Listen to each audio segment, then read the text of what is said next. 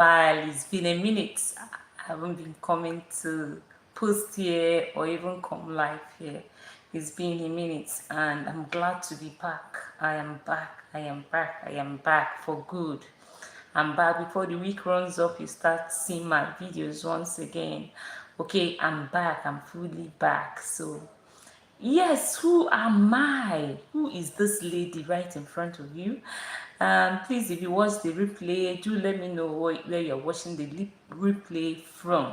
Okay, do let me know where you watched the replay from. Okay, if you are able to catch me live, I would like to know where you are watching from and connect with you. Okay, we want to build a community of people that love to improve their metabolic health. Meanwhile, before I get the ball rolling, I am Amara, a metabolic health researcher and a medical laboratory scientist.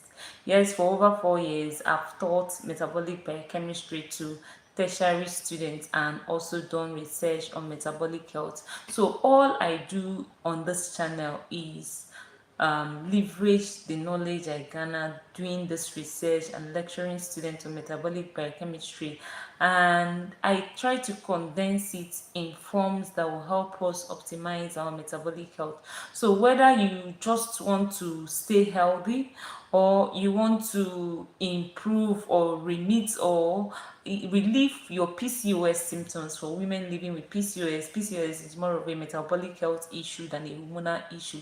It is the disruption in metabolism that translates to having the hormonal disturbances, the hormonal imbalances that you experience living with PCOS. So whether you want to relieve your PCOS symptoms like heavy bleeding, I'm a PCOS champion myself, I'm a PCOS warrior, and one of my pronounced symptoms is heavy bleeding. But with optimal metabolic health, you can actually bring it down. You can reduce heavy bleeding if that's your own pronounced symptoms. Another symptoms that comes with PCOS can equally relieve by just optimizing your metabolic health, like obesity, overweight, even infertility issues. I've seen women, personally I started taking in or even unplanned after optimizing my metabolic health. Metabolic health is not something you optimize once and then it will be there like that forever.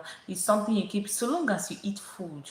There is need for you to optimize your metabolic health. So long as you eat food, there is need for you to optimize your metabolic health, because the food we eat impacts heavily on our metabolism. They impact the way our body deals with food and the way our body receives the nutrient contained in the food we eat. Okay, so optimizing your metabolic health is very important. Whether you're trying to lose weight, relieve PCOS symptoms, or you just want to reverse or remit diabetes, because diabetes can be remitted, it cannot be reversed. Diabetes can be remitted. Whether you want to remit diabetes, pre-diabetes, or you just want to relieve PCOS symptoms, optimizing metabolic health is very, very important. So that's the major thing I share on this channel, how we can optimize our metabolic health and live healthier lives. I see two people join me. Please, where are you watching me from? I do like to know. Let me know in the comments where you're watching from. Okay, let me know. 3 people have joined this live section. Let me know where you're watching from in the comments. Okay, so today we're going to discuss about proteins. All proteins are not created equal. Yes, all proteins are not created equal. Now let's just understand what proteins actually are. Proteins, just like carbohydrates. Hello, Ayan, I see you there. Where are you watching me from? I'm glad to see your comments. Where are you watching from, please? Ayan, where are you watching from? Okay, I'll read that later. So, not all proteins are equal. All proteins are not created equal. Now, first of all, let's understand what proteins are. You know, carbohydrates are just chains of glucose. Proteins are chains of amino acids. Proteins are chains of amino acids. And we have complete and incomplete proteins. And these complete proteins are the ones that contains all the essential amino acids. Our body cannot make some amino acids. Our body can make some amino acids, and our body cannot make some other amino acids. Your body requires 20 amino acids to function. 11 of these amino acids can be produced by your body, but 9 out of these 20 amino acids cannot be produced by the body, and you need to take them in through food. And the quality of the protein you are eating determines if your body is actually getting these essential amino acids. If you are someone that experiences frequent infection, if you're somebody with weakened immune system, you might not be getting the right amount of protein. You might not be taking the right amount of protein in your diet. Now, I said there are incomplete and complete proteins. Incomplete proteins are proteins that lack one or more amino acids, essential amino acids, while complete proteins are food that contains all the essential amino acids, all the amino acids we require to function optimally. Whether your goal is to build muscle, whether your goal is to lose weight, or your goal is just to stay healthy, you need complete proteins, and you need to learn ways to complete your incomplete proteins so you can get the optimal protein you require for optimal health.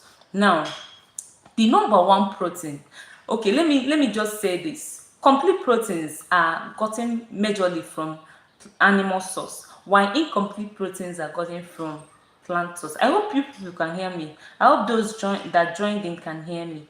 Ayan, I've not received another response from you. I hope I can be heard. I hope I'm loud enough.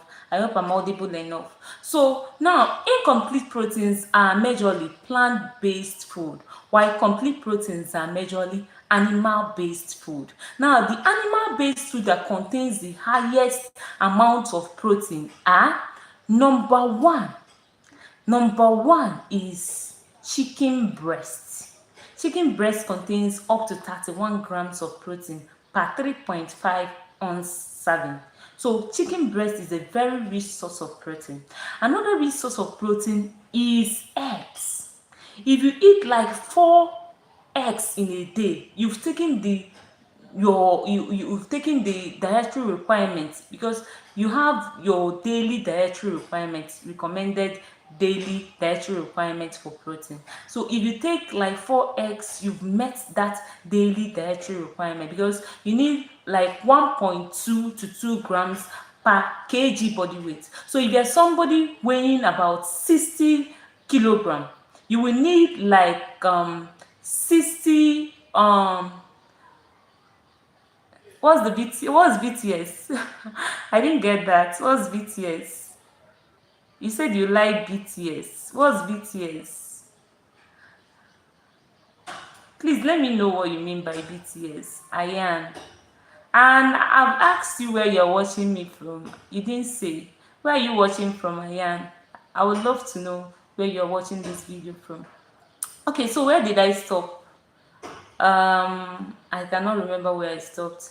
But what I'm trying to say is that 4 eggs, if you eat 4 eggs, okay, protein requirements based on your body weight. So if you're somebody weighing 60 kilograms, you will need about 61.2. You will need about 61.2 grams of protein daily, and you don't have to eat all this protein in a meal. You don't have to eat them together. You can spread the protein out. Your body has amino acid pool that I can call protein pool, because not all of us here are medically inclined. Not all of us here have strong science background, so I can call them protein pool. So we have protein pool that each time you eat, okay, I'll do that later. Each time you eat protein, your body gets the amino acid required and store in a protein pool. So you don't have to eat everything in a meal. You can spread out your protein intake. You can take some in the morning, take some in the afternoon, and take the rest in the evening. So the key point I want you to go with is that not all proteins are equal. We have the complete and incomplete proteins. So if you lose weight or build muscle or even stay healthy, you should be going for the complete proteins. Or if you're going to eat incomplete proteins, which are mostly plant-based food, you need to complete them. Plant-based food can complete one another. Something like quinoa is a complete protein. It's plant-based, but it's a complete protein. Likewise, some soy products, they are complete proteins. They don't need you to augment them with other plant-based protein sources. But the ones that will need you to augment them are things like cereals, legumes, grains. They will need you to augment them. For instance, beans is low in methionine, while rice contains high methionine. Rice has low lysine, while beans contains high lysine. So eating rice and beans together will give you complete protein, and that will translate to getting all the amino acid you require from rice and beans than just eating rice alone or beans alone. Okay, so all proteins are not created equal. Go for complete proteins, and if you're a vegan who doesn't eat animal based food, you can augment your protein. You can mix two proteins together to augment the amino acid lacking in one, so you can get the amino acid lacking in one in the second one. So in my video that I'll be releasing before this week runs up, I'm going to be showing you or sharing with you how you can actually complete incomplete proteins better. See you in that video, and I hope you got something from this video. I hope you got something from this video. I hope you learned a thing or two from this video. Please do give me a like. Do give me a like if you learned something new from this video on do give me a like if you learned something new from this video, and do subscribe for more tips like this.